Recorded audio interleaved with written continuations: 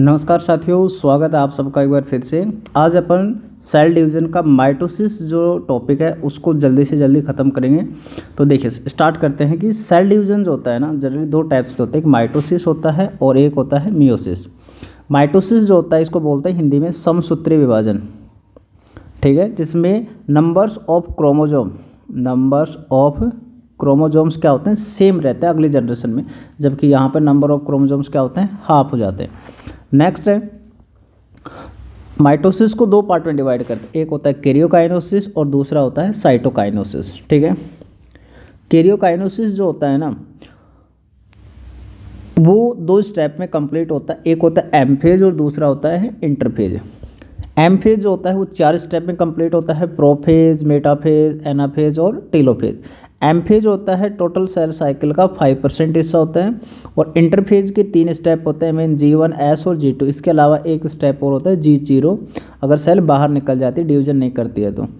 Interphase total sale का 95% होता है। साइटोकाइनेसिस दो टाइप से हो सकता है, प्लांट सेल में भी हो सकता है और एनिमल सेल में भी।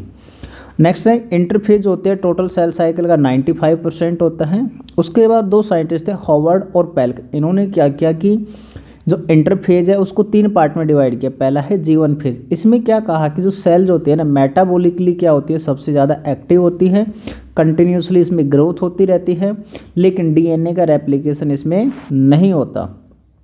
और मोस्ट ऑफ सेल ऑर्गेनेल्स जो होते हैं उनके नंबर्स इसमें क्या होता है, इंक्रीज होता है, यानी सेल की सबसे ज़्यादा ग्रोथ किस में देखने को मिलती है, अपने को G1 फेज में देखने को मिलती है। उसके बाद है S फेज, मतलब सिंथेसिस फेज। सिंथेसिस मतलब बनना, किसका, DNA का रेप्लिकेशन होना और हिस्टोन प्रोटीन का सिंथेसिस होना। इसमें ध्यान रखना अमाउंट ऑफ DNA है वो तो डबल हो जाती है, लेकिन नंबर ऑफ क्रोमोसोम्स क्या होते हैं, सेम रहते हैं। यानी अगर मान लीजिए हैप्लॉइड थे तो हैप्लॉइड रहेंगे, डिप्लॉइड है तो डिप्लॉइड रहेंगे। एनिमल सेल्स जो होती है ना उसमें DNA का रेप्लिकेशन तो होता है न्यूक्लियस के अंदर, और जो सेंट्रियोल होता है उसका डिप्लीकेशन होता है साइटोप्लाज्म में। और कौन सी फेज के अंदर, G1 फेज के अंदर। एक स्टेज आती है G0 फेज, यानी कि सेल जब डिवीजन नहीं करते, इस स्टेज को बोलते हैं क्विसेंट। देखिए सेल को क्या करना पड़ता है, रेस्ट करना पड़ता है, कभी कभी डिवीजन नहीं करती, लेकिन वो मेटाबॉलिकली एक्टिव सेल होते हैं, इसका मतलब वो लिविंग सेल्स तो होती है। तो ये दो स्टेज होती है इसकी, या तो टेम्परेरी रेस्ट में जा सकती है या फिर वो परमानेंट रेस्ट में जा सकती हैं। इसके अलावा एक स्टेज और होती है G2 स्टेज। G2 स्टेज होते हैं, इसमें ट्यूबुलिन प्रोटीन्स का फॉर्मेशन होने लगता है, और ट्यूबुलिन प्रोटीन जो होता है स्पिंडल फाइबर्स का फॉर्मेशन करने लगता है, जिसको हिंदी में बोलते हैं तर्कुतंतु। उसके बाद है एम फेज। एम फेज की 4 स्टेज होती है, प्रोफेज, मेटाफेज, एनाफेज और टेलोफेज। जो एम फेज वो प्रोफेज होता है ना, इसमें क्या होता है, इनिशिएशन होता है किसका, कंडेंसेशन, किसका, क्रोमोसोम्स का। यानी जो क्रोमेटिन्स ऐसे धागे में उलझे हुए थे वो क्या हो जाते हैं, ऐसे एक दूसरे के साथ क्या हो जाते हैं, कंबाइंड हो जाते हैं, बिल्कुल उलझ जाते हैं, संघनित हो जाते हैं। इसमें ER, गोल्गी बॉडी, न्यूक्लियोलस और न्यूक्लियर मेम्ब्रेन्स क्या हो जाती है, गायब हो जाती हैं, और सेंट्रियोल्स जो होती हैं वो पोल की तरफ मूव करने लग जाते हैं। उसके बाद आते हैं मेटाफेज। इसमें क्या होता है, मॉर्फोलॉजी होती है क्रोमोसोम्स की ईजिली डिटरमाइन हो सकती है, और क्रोमोसोम की स्टडी के लिए सबसे बेस्ट कंडीशन मेटाफोजी होती है। क्रोमोसोम्स होते हैं ना वो सेंटर से जो सेल होती है ना उसके सेंटर में से प्लेट में डिपॉजिट हो जाते हैं, उसको बोलते हैं मेटाफेजिंग प्लेट। ये इंपॉर्टेंट कैरेक्टर है मेटाफेज का, ठीक है। उसके बाद है एनाफेज। एनाफेज में क्या होता है, जो क्रोमोसोम्स मेटाफेजिंग प्लेट पे अरेंज हुए थे ना वो क्या करने लगते हैं, अपोजिट साइड में पोल की तरफ मूव करने लग जाते हैं। लिखा है इसमें, chromosomes arrange at the metaphase plate is split into 2 daughter chromatid chromosomes of future daughter nucleus, ठीक है। नंबर ऑफ क्रोमोसोम क्या हो जाता है यहाँ पे, डबल हो जाते हैं। जैसे मान लीजिए ये क्या है, एक क्रोमोसोम्स है, जब ये टूटेगा यहाँ से ब्रेक होगा तो 1 और ये बन गया 2, ठीक है। सेंट्रोमियर्स क्या हो जाता है, स्प्लिट सेंट्रोमियर। यहाँ पे ये दोनों क्रोमेटिड आपस में जुड़े होते हैं, जिस पॉइंट पर, जैसे ये वाला पॉइंट है, ये वाला पॉइंट जहाँ पे दोनों क्रोमेटिड आपस में जुड़े होते हैं उसको क्या बोलते हैं, सेंट्रोमियर बोलते हैं।